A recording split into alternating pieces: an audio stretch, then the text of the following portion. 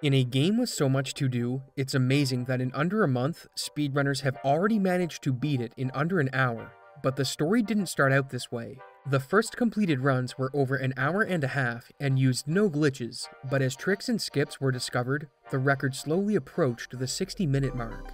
Today we'll be looking at the any percent route, the various changes it went through, and the many glitches that made the sub-hour speedrun possible. I hope you enjoy today's video.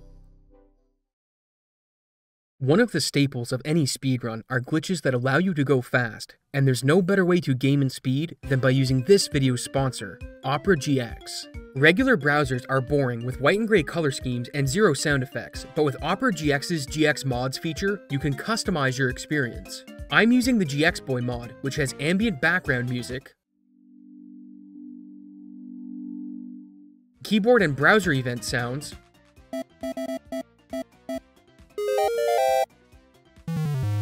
color palettes for the browser, and a dedicated wallpaper for the mod. It even applies a shader to websites to give that 90s handheld gaming device feel, and it's easy to enable and disable the effects you want to customize your experience further. Maybe this mod doesn't quite fit your taste. In that case, the GX store has plenty to offer, and you're free to mix and match effects to your heart's desire.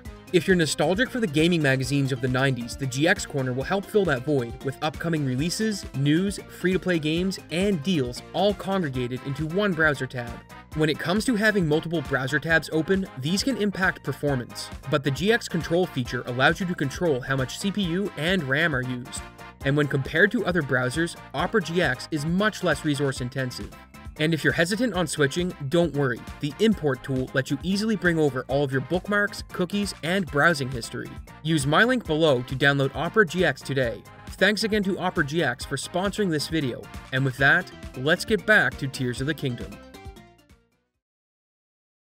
An overview of the speedrun shows that it breaks down into 3 different parts, with the majority of the length coming in the first and third sections. The Great Sky Island serves as a tutorial and teaches you the core mechanics of the game. The second section takes place in the open world, and at its essence is a fetch quest to collect a few key weapons and items, with it taking about 20 minutes. The final section is the boss Gauntlet that ends with the Ganon fight, and currently takes about 30 minutes, so with the general progression out of the way, let's dive into the Great Sky Island. The beginning is over 9 minutes of mostly cutscenes before you're greeted with a fantastic opening cinematic and get full control of Link. Your goal is to get off the Great Sky Island through the Temple of Time, but to do this, you need to complete 4 different shrines before the path will fully open. Out of the gate, there's a glitch abused called Mozdor jumping, named after its discoverers Moz and Agdor. It's used to repeat a jump slash in midair to get more horizontal distance, with Link landing on top of a hot-footed frog, which will be used in a recipe in just a bit. But for now, we're headed to the first of 4 shrines. There have been a few stamina exploits found that involve using the throw mechanic, and they delay how the meter drains, which lets you sprint for longer durations. And you'll see them used throughout the run, especially as players navigate between shrines. So let's look at the first one on the list. The Gutenbach Shrine is located in the Cold Zone, with the intended path having you construct minecarts to work your way up a rail system on your way to the top. But this takes time, so a route was carefully devised up the mountain that pushes your stamina to the limit. This shrine has the Ascend ability, which lets you navigate vertically through some terrain, and it has Zonai wings just outside, so when it's complete, you can use them as a shortcut to the next location, the In Iza Shrine, where we get the Fuse ability. After completing the In Iza Shrine, the third takes a bit of time to navigate to on the overworld, so a duplication glitch is used to brew a movement speed elixir, then another Zonai wing is taken to get below the third shrine so players can ascend up to the entrance. After this, we head to the Temple of Time, where it's revealed we need to do one more shrine before we can leave, which is where we get the Rewind ability that allows us to move objects backwards through time. With this shrine complete, we get an extra heart and can exit the Temple of Time into the final cutscene before descending to the open world. A burning question on your mind is likely if you can skip the shrines and bypass the door in the Temple of Time, and the answer is yes, but not exactly. 2 players would find different ways for getting around the door requirement. Nuion built a wing glider that can get you to the path on the back end of the temple, and Adrylek unlocked Ultrahand, then built bridges to get to the back. But they both found the same thing waiting for them: disappointment. When you complete the shrines, there is an object on the pedestal that you need to interact with to send the Master Sword back in time and start the next quest. But if you get behind the temple without completing the 4 shrines, the object won't be spawned, which means the quest to venture to Hyrule won't be active, leaving you stuck in the Great Sky Island. But with the tutorial clear, let's look at the second section of the run, the CollectaFawn. Under normal conditions, you'll jump off the platform and land in a lake below, but this leaves us considerable distance from the next destination, so a wing glider is used to get us over Lookout Landing before we dive down into a small pond to avoid fall damage. Once we arrive, there's nothing stopping us from running to the end of the game, but there is one key item we need to get, so we complete the quest line to unlock the Paraglider. This has us detour to Hyrule Castle, and we'll activate a shrine on the way so we can warp back after tagging the objective, which brings us to the major part of this section, gathering weapons and items. For weapons, there are a lot that get picked up, but the 3 we're mainly concerned with are all in Lookout Landing by the training dummies. The 3 swords stuck in the mud each have different properties. The Soldier's Broadsword allows you to perform charge attacks quicker, while the Knight's Broadsword offers a damage increase when you're down to your last heart. The Royal Broadsword's property increases the damage done during a flurry rush, and as we'll see later, the Knight and Royal properties put in a lot of work. But first, we need to finish the questline for the Paraglider by talking to Pura before heading for the Hyrule Depths for some more farming. The weapons on their own aren't enough to get the job done against the endgame enemies, so part of the route involves farming up items that we can fuse to our weapons and arrows to close the damage gap. For example, the Knight's Broadsword has 7 base attack, but when fused with a diamond, it gains an additional 25 for a total of 32, putting it on par with endgame weapons. Items that deal area of effect damage when attached to an arrow are also high priority, so electric key swings and topaz are routed in and will be put to use shortly. And you may be noticing that Gymnast intentionally ran through the gloom to reduce his hearts, and the reason he does this is to get the damage boost from the Knight's Sword online, because the most important enemy in the entire game is about to be fought, the Gloom White Lynel. Lynel drops some of the best weapons and fuse materials in the game, but with no armor and pot lids for shields, we're a bit under-equipped to deal with it. So the Diamond Fuse Knight's Sword is used to initiate the prone enemy to get some early boosted damage in. With it now engaged, we switch to the Royal Broadsword, which had a black Bokoblin horn fused to it that greatly increases its damage, and since it retains the flurry bonus of the base weapon, the Lynel is fought by perfectly dodging all of its attacks and countering with a flurry. In addition to having great fuse materials, this enemy is guaranteed to drop the Savage Lynel Bow, which has great attack power and fires 3 shots per arrow. And if you fuse an AoE item like a topaz or a ruby, you get 3 applications of the fusion, so you're able to chunk large enemies down incredibly fast. However, for the speedrun, one of these isn't enough, so we use a duplication glitch. With several duplication glitches being found, the one we use here requires the item you're picking up to be one you've never grabbed before. You'll press plus in the item pop-up, then sort your inventory and equip another bow. This has Link holding the new item in the overworld, but when you look at him in the inventory menu, he has something else equipped. If you then drop the item you equipped, it will turn into the item you wanted to duplicate when it lands on the ground. In this case, it's the Savage Lynel Bow, which gives us plenty of firepower for the final section of the game. But there's one more duplication glitch we need to do before we get there. Now that we have all of the base weapons we need, it's time to get all of the item attachments for better weapons and powerful AoE arrows. To do this, you'll jump into the air with a shield jump, then hold an item you have exactly one of. Then, you'll hold the items you want to duplicate. It's important that the items you want to duplicate come after the single item in your inventory list, and when you pick your items back up, you'll start seeing extras in your inventory. This was originally called the Shield Hop Item Transmutation, but a more family-friendly acronym was selected, with it now being called the Midair Item Transmutation. And with our inventory now full of weapons and items, it's time to head to the final leg of the speedrun. The first part of the boss gauntlet, the Demon King's army, is broken down into 4 phases: Bokoblins, Lizalfos, Gibdo, and Moblins. The Bokoblin phase had an early strat that had you fire a topaz so you could kite the group to the edge of the cliff and bomb flower them off the edge. But this takes time, so Vivoxe developed a new strat. The item duplication we performed was precisely for this phase. By attaching a bomb flower to your shield, you get sent into the air, which gives you a perfect vantage point above the first wave of enemies. And with 3 well-placed Lionel Bow multi-shots, you wipe out everything except the Hinox. This is intentional, as the Bokoblins drop a lot of loot, so you can run around and collect weapons and arrows for the later fights before finishing it off. The Topaz strat is used in the Lizalfos and Moblin waves, with single-target fire fruits being utilized in the Gibdo phase before we arrive at the first boss, Colgera. This fight is incredibly easy, as you just attach items to your arrows so you can one-shot the crystals. The first phase takes about 20 seconds, with the second being about 30, before you're on to the next boss, Marbled Goma. Goma has an interesting strat, where you use recall to send a rock back into her eye so you can stun her, then ascend and get enough damage in to force phase 2. This time, you'll use Ultrahand to move a rock instead of recall, but the strat is the same. Ascend to the top and get in massive damage so we can fight the next boss, Muktarok. Muktarok isn't hard as long as you're good at aiming with the bow, as you just need to fuse Choo-Choo Jelly to an arrow for its water splash effect, then hit a few shots to make it surface before getting in damage. This process repeats for phase 2, then we're taken to the Queen Gibdo fight.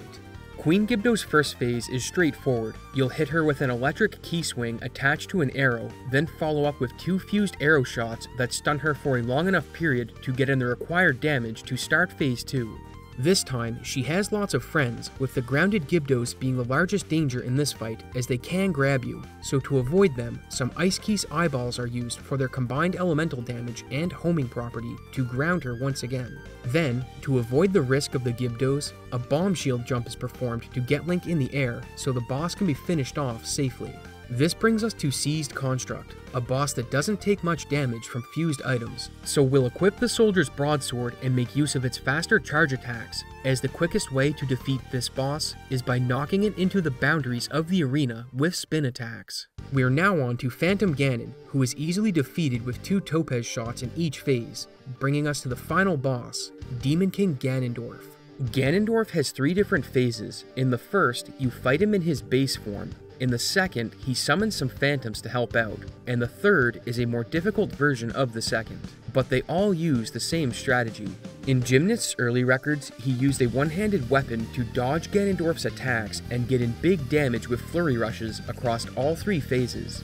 But Vivoxe altered this slightly. Instead of a one-handed weapon, he used a two-hander because it dealt more damage. So much more, in fact, that phase 2 is over in just 2 flurry rushes compared to the 4 that using a one-hander required. This puts you into the final Ganondorf phase, where 2 more flurry rushes are all that's required. Except this time, Ganondorf will counter your first flurry with one of his own, so you need to dodge 2 attacks before you can successfully land one. This brings us to the final form, the Demon Dragon. All you need to do is land on Ganon's back and destroy damage points until one opens up on his head, with the final time coming on the last input to save Zelda. So how fast is this route? Gymnast would set the first sub-hour and a half time, with Vivoxe setting a time of 1 hour, 22 minutes, and 40 seconds. But given that this game's speedrun is in its infancy, there's more that can potentially be routed in, so let's have a look at what speedrunners are currently cooking. A full 9 minutes are spent unlocking the Paraglider, as you need to go from Lookout Landing to Hyrule Castle and then double back to town, with a few cutscenes being involved as well. If you could beat the game without the Paraglider, this entire detour could be eliminated. So, is it possible? There are 2 issues that stand as roadblocks for routing out the Paraglider.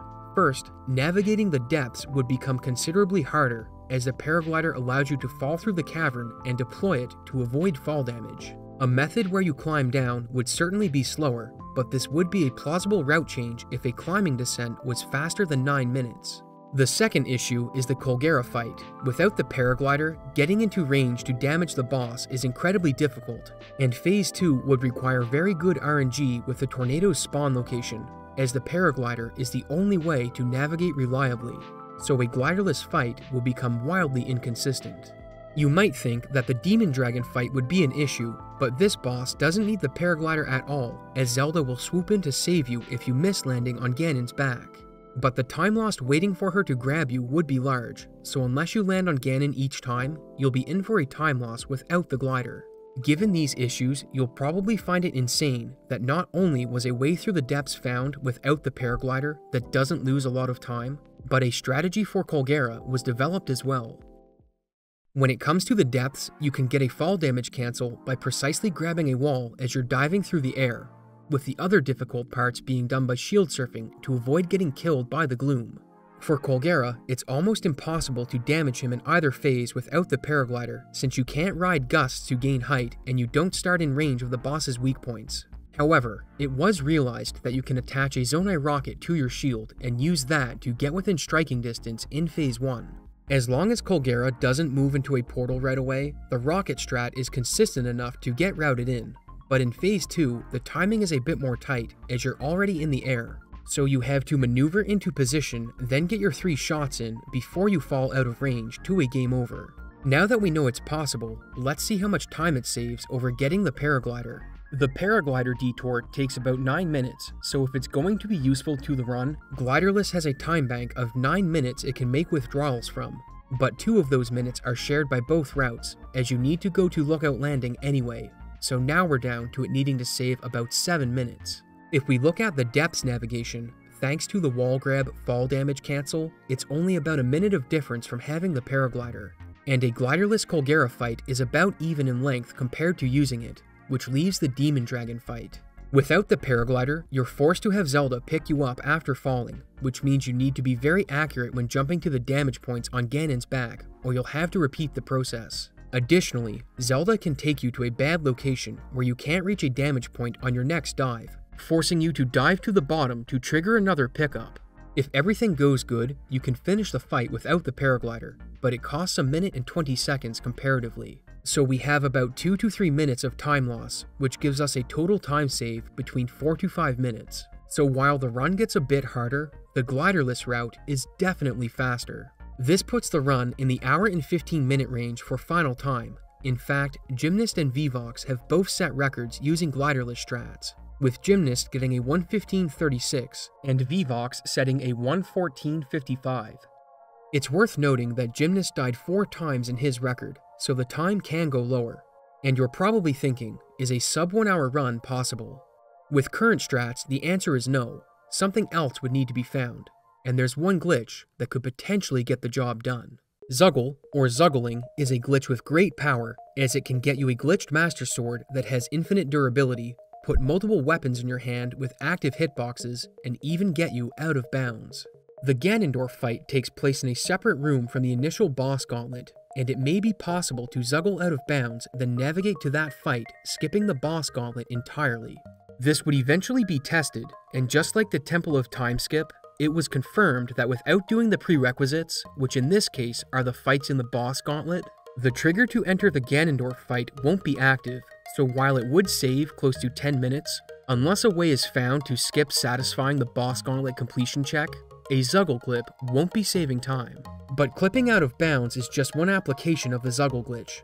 Putting weapons with active hitboxes in your hand is a good way to increase damage, and that's precisely what speedrunners have done. A Zuggle does take some time to set up, so any use of it would have to be faster than doing a fight normally, but the Lionel fight is exceptionally long, so it was a prime candidate for Zuggling. Initially, runners would dodge attacks and initiate Flurry Rush 5 times to end the fight, which took about a minute and 10 seconds. Now, they spend about a minute setting up a Zuggle so that they have multiple spears in hand, which lets them defeat the Lionel just as it's drawing its weapon. The fight itself is faster, but given the setup time, the Zuggle strat ends up being about even. So why was it routed in?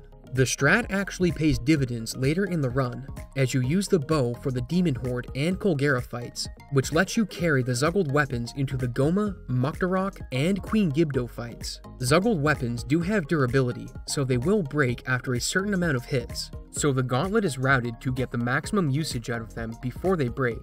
You might be wondering why weapons aren't Zuggled again for Ganondorf, and that's because it appears as though he has a damage cap or some other restriction on how much he can take per hit.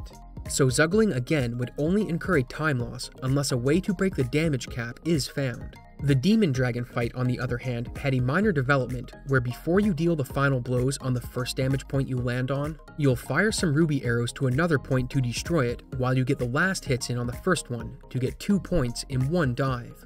With the implementation of Zuggling, Samurai Man would be the first person to set a world record with a new route, setting a time of 1 hour, 10 minutes, and 57 seconds. And within 45 minutes of Samurai Man's run, ZDI would set a record of 1 hour, 9 minutes, and 55 seconds, the first sub-hour 10-minute run in the game's history.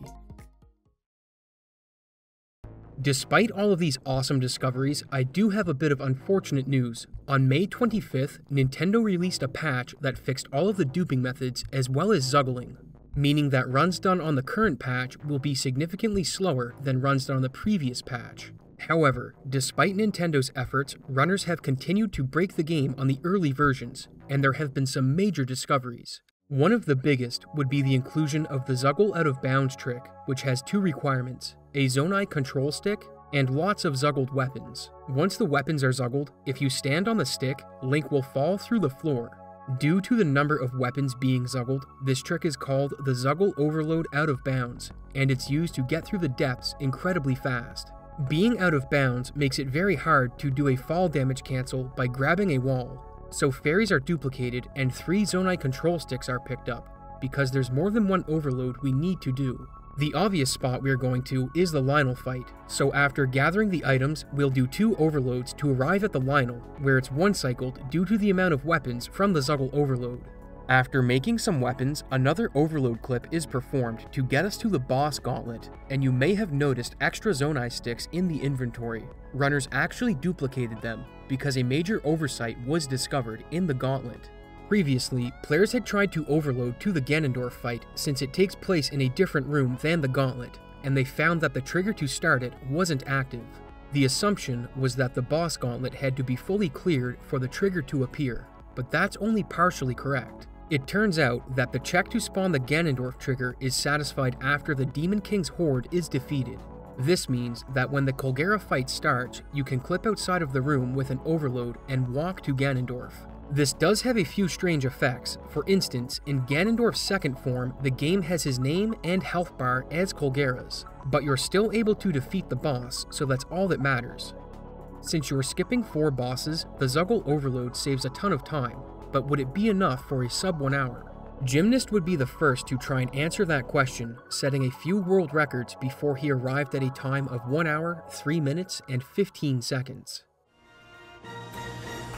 1:03:15. With a lot of time lost to things. It's worth noting that there was a death on Ganondorf that cost a minute, along with a few other segments that could be optimized, so the sub-hour run was indeed possible. The next day, ZDI would start a run that used the same route as Gymnast. Coming out of the Great Sky Island, he was just 9 seconds ahead, but after the Lionel fight, he saved almost a minute over Gymnast's run due to tighter routing when it came to duping. He has a cleaner fight during the first phase of the Gauntlet as well, and going into Colgera, he's 2 minutes ahead. If he can defeat Ganondorf without dying, the sub-hour is achievable. With near-perfect Ganondorf phases, he's 4 minutes ahead going into the Demon Dragon. As long as he doesn't miss a dive, the sub-hour record will be his. He destroys 2 eyes on his first dive using the Ruby Arrow strat, then sticks his second dive for a single. As long as he doesn't miss the next dive, things are looking good. He nails the last eye, which leaves Ganon's head, and with perfect precision, he slays the dragon, grabbing Zelda's hand at 59 minutes and 22 seconds, the first sub-hour in the game's history. This was a monumental record for Tears of the Kingdom, but it's not where the story ends. First, a route was created using a trick called Auto Build Cancel Slide, or ABCs, that lets you navigate the skies incredibly fast by exploiting how the auto build works. It requires detouring for the ability, but it saves time by skipping the Lionel fight, not requiring a Zuggle setup to clip out of bounds, and by being a faster method of travel than riding on Zonai wings. The ABCs route is incredibly close in time to the Zuggle Overload route, and Samurai Man would use it to set a record of 58:51, just 1 day after ZDI's record. But things didn't stop here. Apart from the Great Sky Island being rerouted enough times to have its own video, the biggest change was runner SVA finding a way to use Zuggled weapons against Ganondorf. It involves playing on the 1.0 patch, and by using a Zuggle overload combined with an attack up +3 meal, you can defeat each Ganondorf phase in a single flurry rush, which saves a huge amount of time. On the Demon Dragon fight, he also managed to 2-cycle the damage points, knocking out 3 on his first dive, with all of these developments helping SVA set a record of 57 minutes and 19 seconds. What seemed impossible when Gymnast set the first record was slowly realized as players broke the game piece by piece, stripping away anything that wasn't required. There's still a lot of routing and glitch hunting going on. In fact, the record has already been lowered to a 55-minute time. And if you want to watch history happen for yourself, check out these streamers at their links below. Thanks for watching, and I hope to see you in the next video.